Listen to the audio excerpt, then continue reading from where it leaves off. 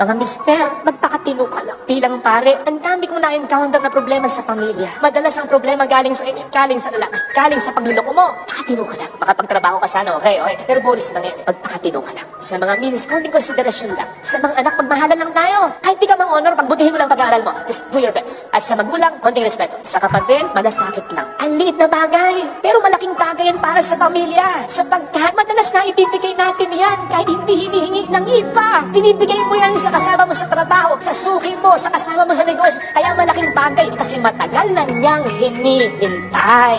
At kaya malaking bagay kasi yan ang sasagot sa tanong ng taong nagsasakripisyo para sa kanyang mga mahal sa buhay. Yung tanong ay madalas, tama ba itong ginagawa? O lagi na lang ako? Kapatid, kung may pakisama ka kahit konti, sasagutin mo agad yung tanong niya. Opo, papa. Opo, mama. Oo, anak. Oo, tol. May mangyayaring maganda. Kasi kahit papaano, may ginagawa akong maganda.